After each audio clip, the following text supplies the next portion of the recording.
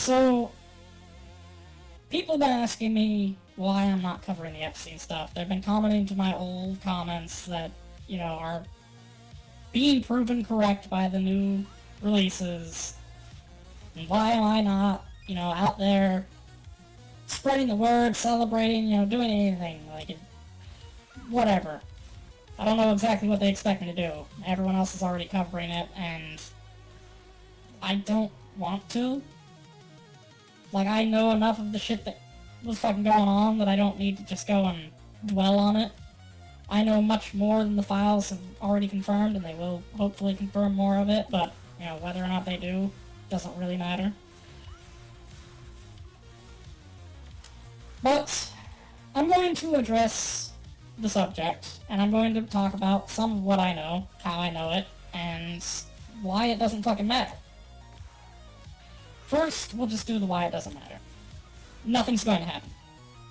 Like, we're finding out that they're eating babies, and, like, we already knew this. Like, this was not... Again, it's conspiracy theory until it's proven true, but, like, the evidence used by the conspiracy theorists was enough that it was already proven true, unless you just really wanted to believe otherwise. Hence why I knew about it, but there's more to that story, but we'll get there. The people in power, the judges that would oversee the case, are all guilty. The representatives are all guilty. They're going to take turns pretending that they're not guilty and they want to get to the bottom of it anytime someone suspects them of being guilty. Their name's going to come up in the files and they're going to be like, I can't believe that these people would do these things and we need to investigate this, and then everyone else is going to vote to not do that, and they're going to interview whatever the fuck her name is, Epstein's wife, and then she's going to go, I didn't see nothing ever happened, everyone's innocent here. Like, it's all just going to be fucking a show. Like, it doesn't matter. Like, we should all accept this now. If you're thinking that the system is going to correct itself, or that you're going to vote out evil, sorry, but you're wrong. You can't do that. It doesn't work. I tell people this over and over. You can't vote out evil. Evil does not respect anyone else in any regard, and you have to have respect to respect a vote. You have to care about what the people want. We use the same voting systems that are used in Russia, that are used in China, that are used in Venezuela. Like, no shit! They're gonna get the outcome they want no matter what! You can say the whole Trump thing proves otherwise, but I mean, Trump is a worthy sacrifice to let him get back in to let him get in the first place, because they didn't know they needed to rein in the votes, but then to let him get back in, because if they didn't, everyone would just know that the elections were rigged, so they're just gonna gimp him while he's in office by having everyone that is already corrupt prevent him from doing anything. Whoop-de-fucking-do. Like, it's worth less keeping him out of office than letting him go into office and let everyone feel like they got what they wanted. That's just the bottom line. He's perfectly controlled.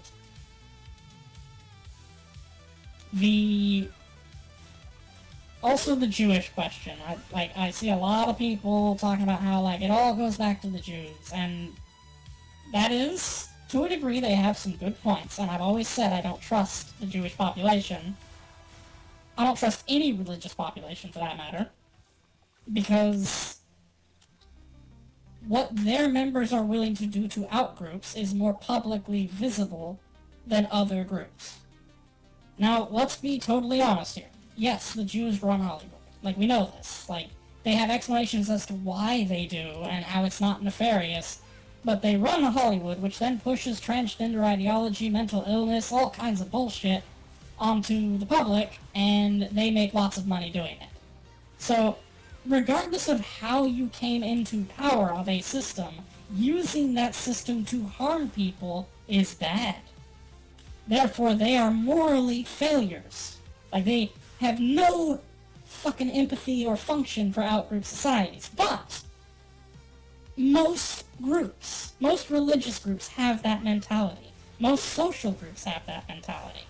So it's not enough to just be like, oh, they're the cause of all the world's problems because they do X, Y, and Z. Because you do it. Yes, you, personally. You go buy some Nestle product, and that product was made through slavery. People are dying to make that product, and you don't give a shit. Because you got some cheap chocolate. Like, it's the way the world works. You only care about the in-group. You care about the people who are on your side. Now, if you have a religious view of the world, and, like, everyone else is going straight to hell, and you're the only good people, you're the chosen people, then that gets a little more extreme. But again, it's not specific to Judaism, it's all religions. I mean, Judaism serves a very good purpose in my book. I don't trust them, but as long as they're fighting the Muslims, I'm perfectly content to just let them duke it out. Because the Muslims also believe they're the chosen people, and also want to do horrible, horrible, horrible things to everyone who is not them. Much worse than what the Jews want. The Jews want to, like, profit off of your suffering. Whoop-de-fucking-do. You would do the same thing to any other outgroup. Maybe not the exact same thing, but, like, again, you would, on that level, profit from the suffering inflicted on others, as long as the people that had to suffer were not your people. That's just human nature. You literally do it every time you go to the store. 90% of what you buy was produced through violence. Again, I don't know you personally, maybe it's not totally true for you, maybe you're very picky, most people it's gonna be true. So, yeah, the whole thing people are doing with, like, this finally proves that Hitler was right and all that bullshit, like, no, you're taking a reason for distrust and turning it into a reason for blind hatred. My name is the Prophet of Hate, but I do not support blind hatred. Hate is a very useful emotion. You should have hate for the people on the Epstein list, for example. You should hate them absolutely. There should be no amount of suffering that they can go through that you would be like, oh, that's too much. But randomly hating the Jews because Epstein, most of these people are just like you. They're just living their life. They are not super devout. They are passively religious and living in the economy that they have. They don't know nor care how the economy operates outside of their immediate consumption. Exactly the same as you. So no, I think that's a really stupid way to take it. A lot of people are going that route.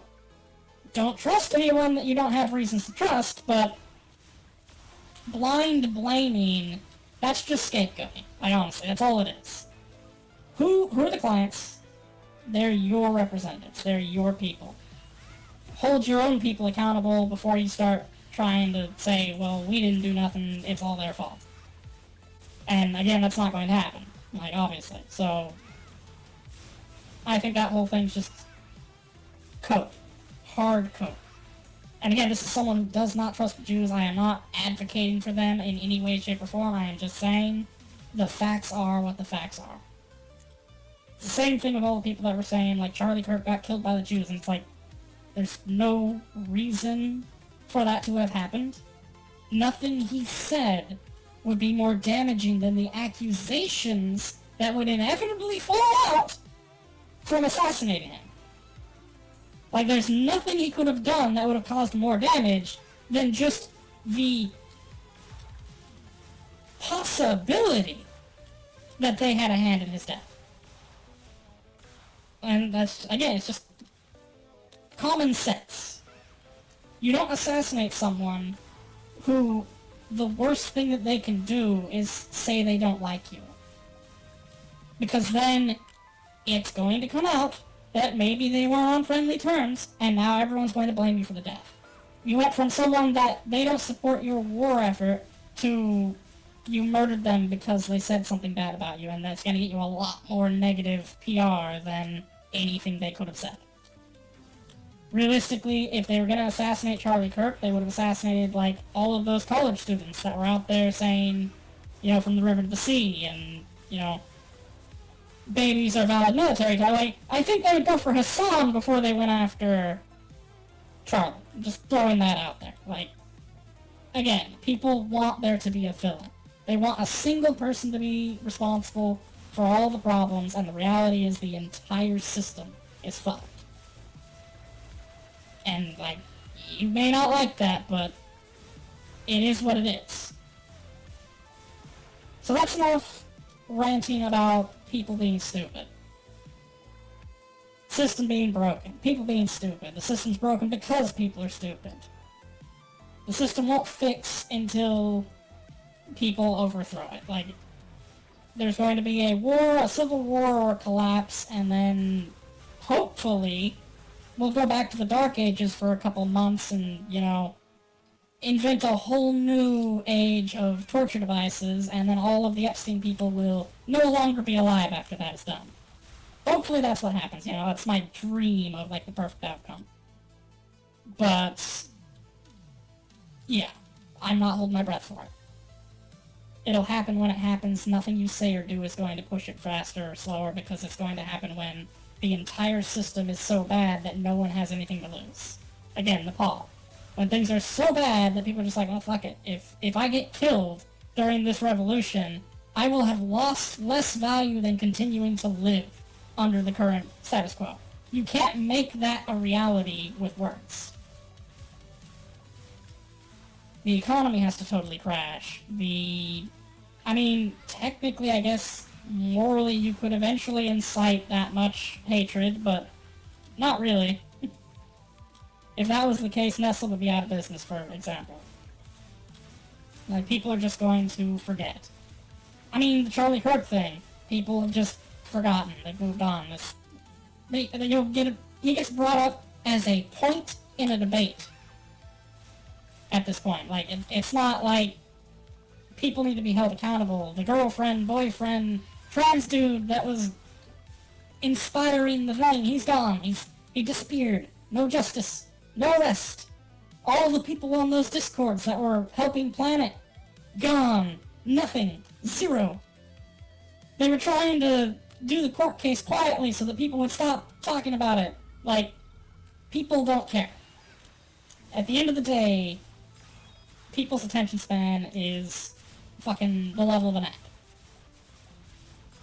Anyway, now that's done, you know, we've covered this. Shit's broken, shit's not gonna get fixed, everyone's evil to some degree, and until people grow a fucking pair and a moral backbone, nothing's gonna get better. How I know what's been going on for a very long time, and how much worse it is than you even know from the files. And again, maybe the files already confirmed this stuff, but I'm just gonna tell you what I know. So, old internet security was trash. It's one of the things I had to start with. It was very easy to dox people, to access websites through malicious means. There was very little encryption and security built into the internet, and today I don't trust any of the encryption and security as being anything other than one-sided. I think if the government wants to know what you're doing online, they know exactly what you're doing online. It doesn't matter how much you try to encrypt it, unless you create your own tools, they know exactly what you're doing. But, besides that point, well, actually, that actually leads into the next point. Early on, we had the deep web, and that's where I got my start.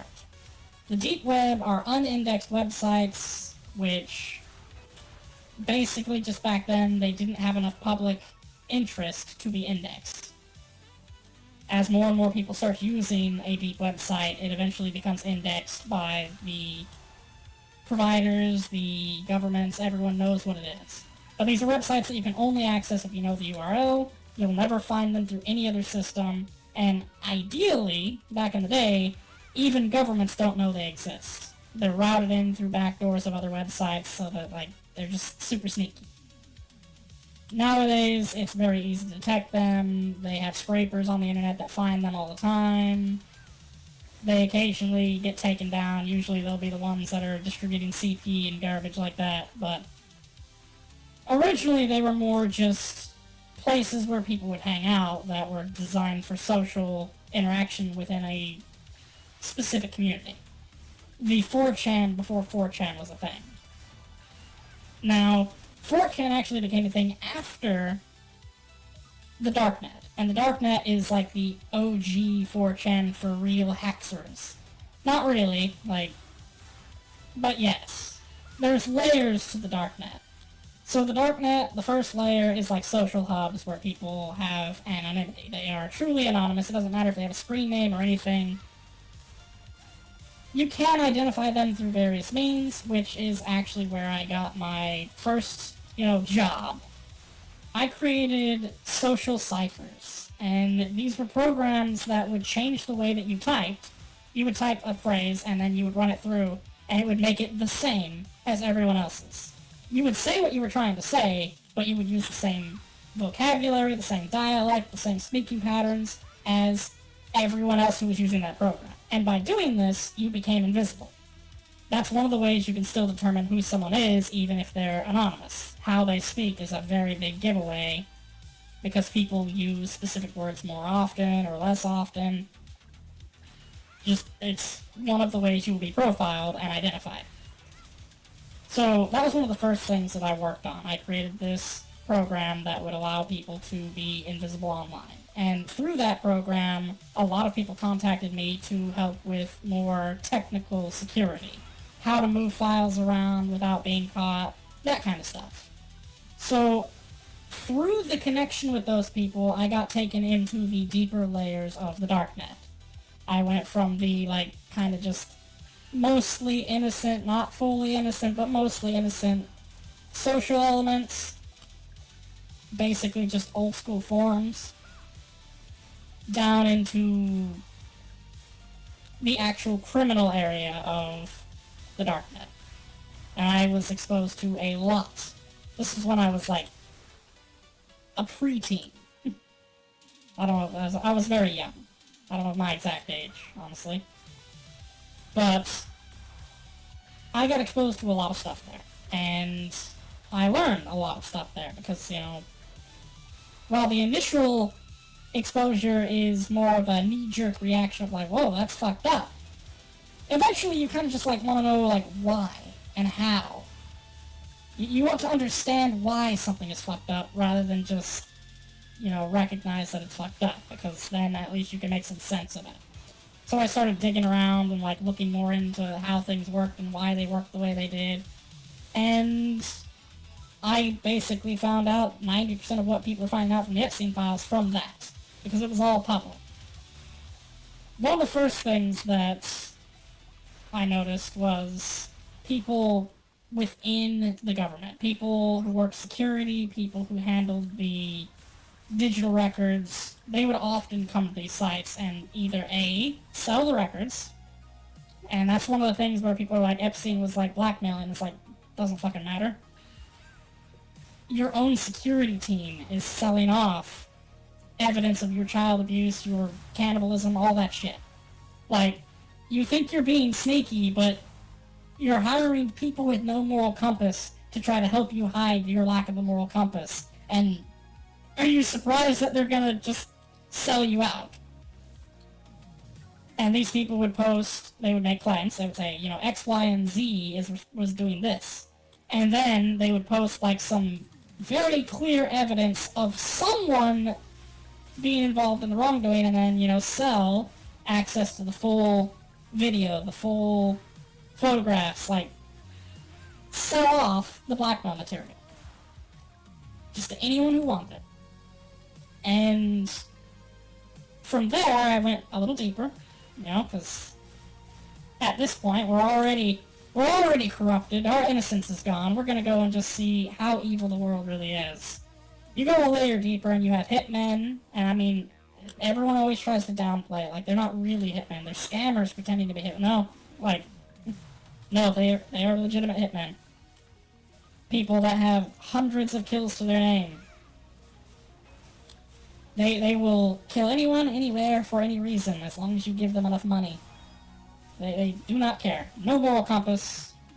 Go figure, there's effectively mercenaries in the world. Wow.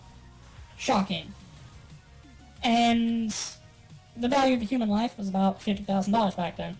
$50,000 and it'll be an accident. $200,000 and, you'll make a message. You'll do, like, some cartel shit where they're hanging from a bridge somewhere. Like, whatever you want to happen, if you pay enough money, it'll happen there. One of the other things that happened very regularly, there was literally a whole network handling human trafficking. Buy yourself a person. And you know exactly why you would buy yourself a person. I'm not going to spell it out because this video is already going to get suppressed enough, but you gotta buy yourself a person. Now, in those same circles, there was advertisements. There's promotions on the dark web, yes, even in the worst parts of the internet, there's still advertisements. But the advertisements there are like, well, now that you're done with your person, and you no longer want them, well, here are some people that you can sell them to. And you've got, like, reused for damaged goods, maybe they're missing some eyes or limbs, whatever you got down with. Like, whatever was floating your boat that day, there's been some damage, they'll buy them at a discount. And then, if they're no longer viable, if your person has ceased viability, you've got connections to OPOs. And literal, like, this particular OPO, call them and say X, Y, and Z, and they'll come pick them up, harvest whatever viable organs might still be there, assuming there's a pulse, and then also, you can talk to them about purchasing some jerky. Everyone knows what jerky means now, but they didn't even call it jerky, they literally just called it what it is, but imagine that, the people that harvest organs for profit also harvest meat for profit. Wow, who would have thought? So yeah, this fucked up place. That's only the tip of the iceberg. It goes hundreds of layers deeper than that. They've got their own little social hubs where they used to go and socialize, and apparently they just started doing it in the free web, in just emails, because they don't give a shit. They literally just don't care. They know that they're above the law. But back then, they had chat rooms and shit where they would talk about, what they were doing to their people. And, yeah, there's a reason why I hate humanity, and that is a big part of it. So yeah, the files are confirming what I've known, what millions of people have known, for a very long time. It's not been secret.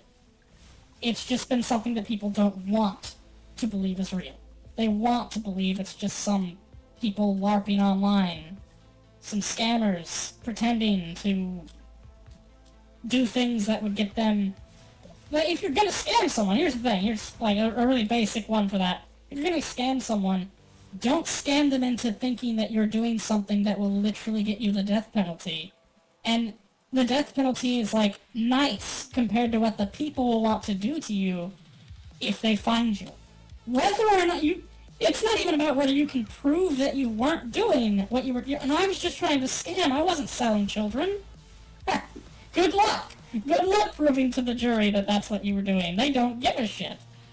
When you scam people, you pretend to do something that's going to be low blame, low societal hatred. Because eventually you're going to get caught, and people are going to question whether or not you were scamming or whether or not you were really doing what you were saying you were doing. And even if you weren't, the fact that you would even tell people you would do those things is going to be a really bad social stigma. So yeah, it's, that whole claim is just nonsense. These days, there are, at the higher levels of the Onion, there's a lot of, like, federally run hitman programs where, like, they get enough information to identify someone trying to hire a hitman, and then they go and arrest them. Again, only for the poors. They don't actually care about using any of that strategy against the elites on the lower levels of the Onion, where they could be like, hey, you want to come to this party at this location? And then, like, all the elites come to their cannibal pedophile party, and they all just get executed by the military. Unfortunately, they don't have interest in doing that kind of stuff. Specifically, just the poors. Specifically, I mean, I would assume the reason why is exactly this. These people put hits out on public officials who are connected to the Epstein files, and then they're like, whoa, whoa, whoa, whoa, whoa. We can't have none of that. If you want to kill each other, that's fine, but you can't come after us. That's why I would say they started actually somewhat using disinformation to weaken that layer of the onion, which, again, it only exists in the upper layer where the less skilled users will end up. Everything underneath is still just as depraved and legitimate as it was originally. There's too much money to be made and to be lost by illegitimate services. Your credibility is worth too much. So that's how I knew about everything that I was talking about that has now been proven to be real by the files. I wasn't part of the QAnon group, I wasn't part of any of that, like, I never gave enough of a shit to actually, like, do anything like that to begin with. If I was going to release the files, I would just, you know, release the files publicly. I don't have any files to release. I didn't save any of that information. I didn't want any of that information saved in my brain, but unfortunately it's there forever. Now it's in your brain. Congratulations. Well, technically, you got the light version. What's stored in my brain is nightmare fuel. Which is part of the reason why, you know, I've assumed some of the sadism that I've consumed. I want the people responsible for the Epstein lists, who are not really responsible for it, the people on it, to face things that you would not like if I explained them. I have working models and structures of how these things should operate and how punishment should be delivered that today people are still not quite ready to accept. Now, give it another 10 years and, you know, the wood chipper was really out there when I originally started suggesting it. Everyone's like, whoa, whoa, whoa, whoa, these people have a mental illness and we need to be considerate. We can't drop to their level, and now people are like, wood chipper 2028, let's go. So, people are moving in the right direction. It's just, they're nowhere near where they need to be for change to happen, so nothing's going to happen anytime soon. Talk about it all you want. Technically, that might help, but realistically, it probably doesn't, because it goes on in one ear, out the other, unless people are seeing what is happening.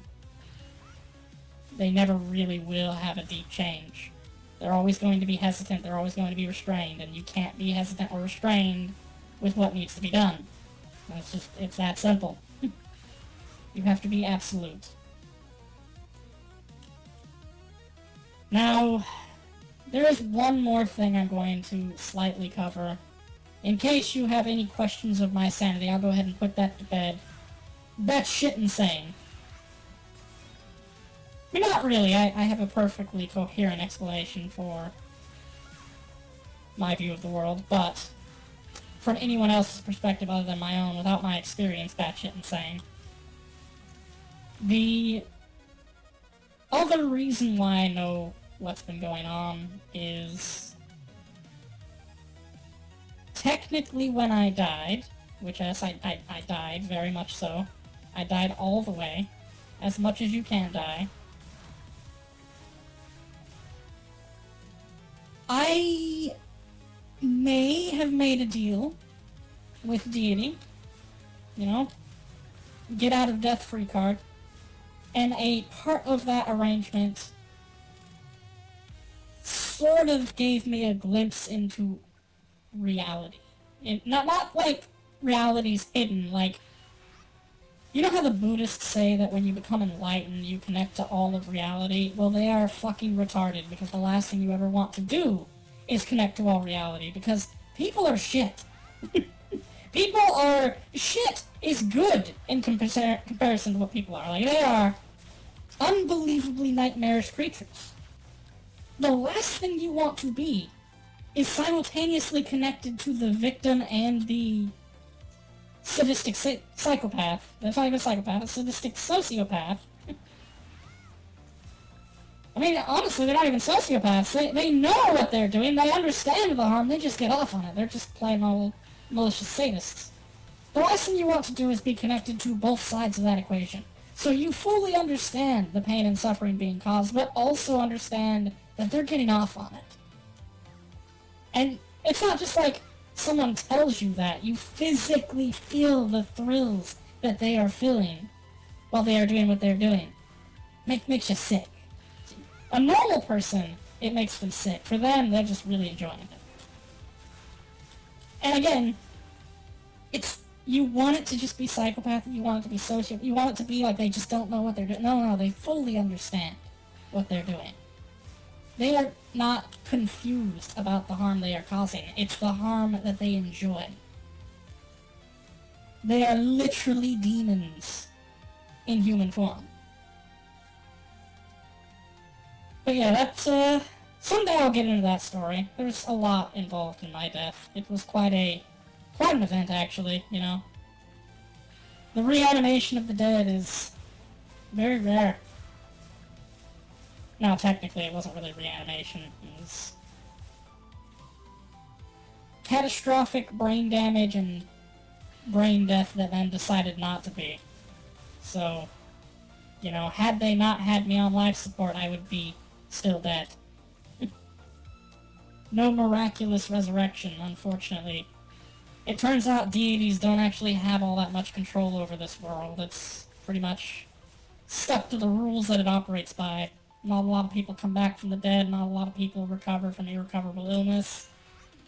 It tends to just be all explained by statistics, statistical averages. I am a very rare statistic in that regard. But yeah, going any further into that is just going to make you question my sanity, which you probably already do, which is fine. It's good to question the sanity of someone like me, because I am quite a stably unstable individual, if my name has not given that away. The things that I want inherently breed insustainability, but it's a necessary step to get rid of the evil that has infested this world. And, you know, the alternative is just like an extinction event, but hey, none of us want to die. I mean, some of us probably do want to die, actually. I take that back. Nothing against the people that want to die, you know, you do you. I will say that, you know, it doesn't work. You wake up from your death like it was a nightmare and you keep on living. Thus is the infinite torture of this hell. Maybe you wake up from the nightmare and you keep on living. Maybe you wake up from the death and you keep on living with impaired function. I was once a genius. I am no longer a genius. As I often say, I am a very average intelligence individual nowadays. Catastrophic brain failure tends to not fully recover. The brain heals very slowly. Geo scarring never heals. You are permanently impaired. But I'll leave it there for now. Someday I will go into that story. I will explain what I saw, what I know. Again, this isn't about the Epstein thing, this is more just about the nature of existence itself. But bottom line is, you don't even know the first thing about the evil that these people are. You can't comprehend it until you experience it. And ideally, you will never experience it. Ideally, you are incapable of experiencing the level of evil that they are. Now, I say that, but more and more, our gaming scene is proving otherwise. As long as you can view the other person as not human or not equal to you, people are capable of a lot. Which is good for my view. It means that the people on that list will someday face judgment at the hands of other people who view them as not human. They are human, unfortunately. You can call them demons incarnate, but they are people.